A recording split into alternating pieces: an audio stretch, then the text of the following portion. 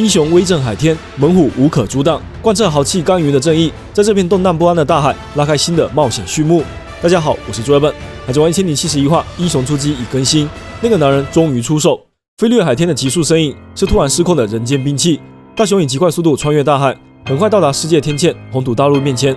然而他似乎完全没有注意到这堵高墙的存在，直接撞向了世界政府那巨大的十字印记，引发了一场剧烈爆炸。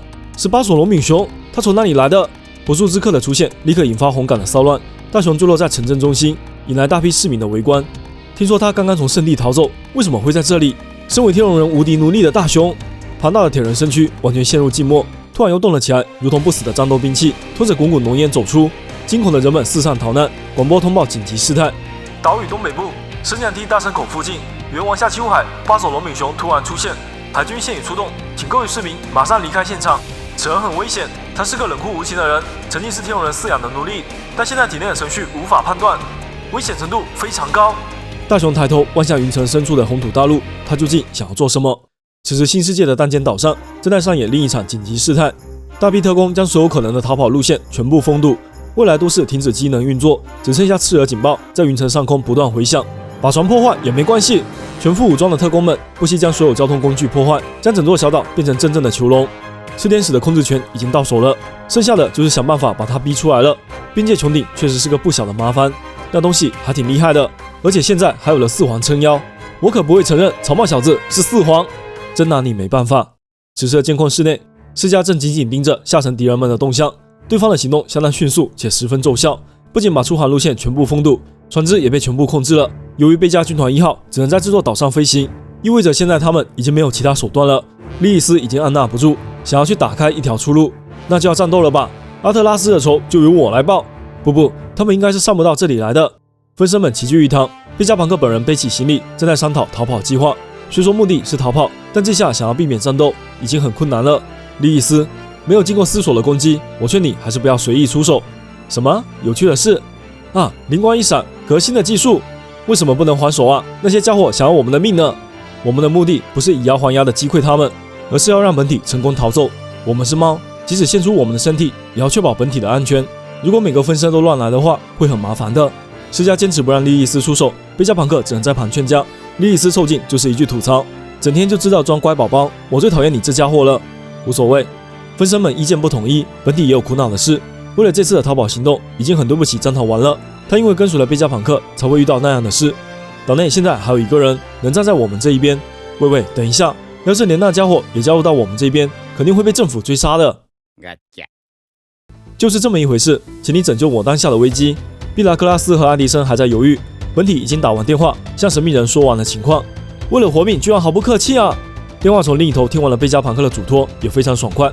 这是当然了，我一直在等待命令。贝加庞克惊喜地放下电话，新的支援正式就位。只要他能压制住CP肌肉，逃脱行动就容易多了。爱迪生也跟着欢呼起来。接下来本体就可以安全的去搭乘草帽一伙的船了。那个就由我用贝加军团1号把他送到港口去吧。就这么办，赶快行动吧！你拽什么啊？不要指挥我！一切准备就绪。贝加庞克转头找到草帽一伙，告知这次旅行将会有7名乘客，7个人。贝加庞克全员都要来吗？好麻烦哦。莉莉丝酱也要一起来吗？热烈欢迎啊！和世界第一的7位科学家一起航行啊！研究所内另一处，几个人影正在狂奔。等下，先等一下，波尼！愤怒的波尼抄起水管，矛头全部指向了那个老头。贝加庞克竟敢用虫子对付我，是因为虫子的怨恨吗？我已经答应带他一起离开了，你可别把他打飞了啊！路飞正追赶着波尼，突然听到一阵躁动。研究层迎击系统，边界穹顶解除，边界穹顶解除，边界穹顶解除。这突如其来的警报瞬间传遍整座岛屿，控制室内的施加和莉莉丝都大吃一惊。为什么会这样？是谁干的？这是要做什么？有人在主控制室吗？不，还没有发现人影。同样惊愕的还有底下的 CP 肌肉，最大的阻碍凭空消失了，防御系统解除了，这可是个好机会啊！等一下，这可能是陷阱，怎么会有这种好事？斯鲁西盯着上方，似乎也很意外。机不可失，3名假面杀手顶着被炸飞的风险，立刻用月步突破到上层。边界穹顶果然没有发动，防御系统真的失效了。在这种命悬一线的关头，贝加庞克居然会犯低级失误。陆奇小队收下大力，又发现了一份惊喜：草帽一伙的船只以及贝加庞克的机器人，在下面他们应该是找不到船的。立刻把船破坏掉，交给我吧！强碱路撞动死亡之物，一道凌厉锋芒斩切云海。那曾经将斯巴塔削平的必杀 A 击，势不可挡，直冲三尼号。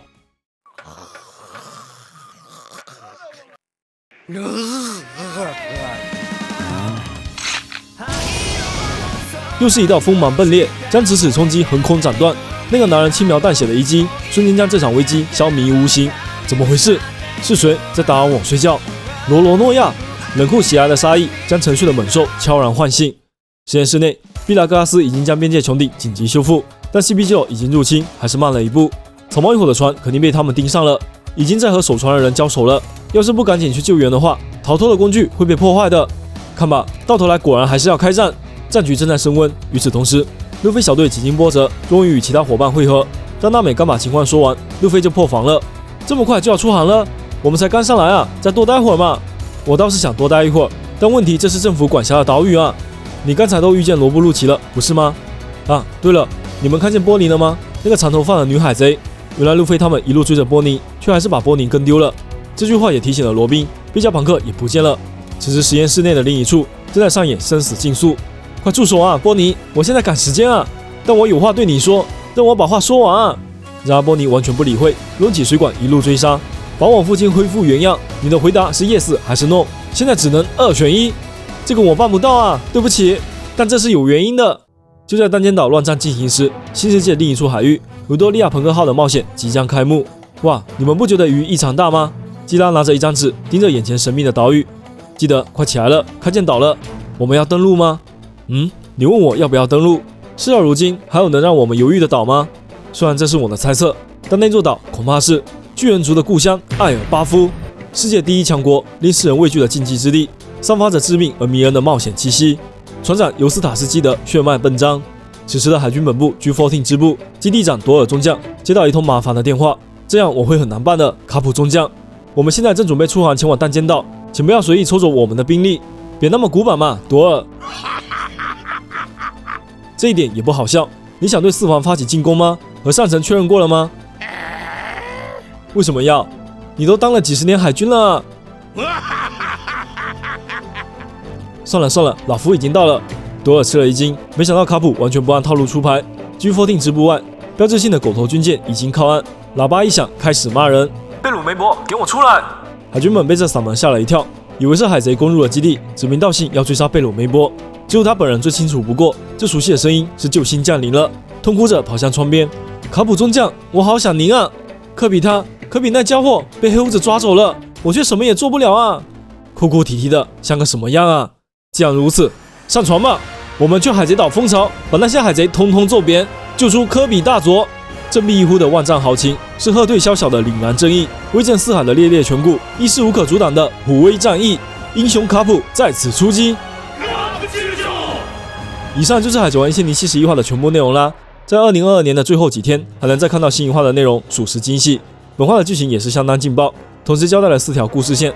大雄冲向红土大陆，目的似乎并不是圣地，更像是被红土大陆挡住了去路。他想要去的很可能是在墙的另外一边。大雄的谜团一点也没有变少，反而更多了。单间岛这边也开始闹鬼，与贝加庞克通话的神秘人物究竟是什么人？突然被关闭的边界穹顶又是怎么回事？这座小岛越来越复杂了。另外一边，基德海贼团逼近巨人国度，烧杀男的猜测正在指向沙乌罗，而末尾出现的卡普又成为剧情一大爆点。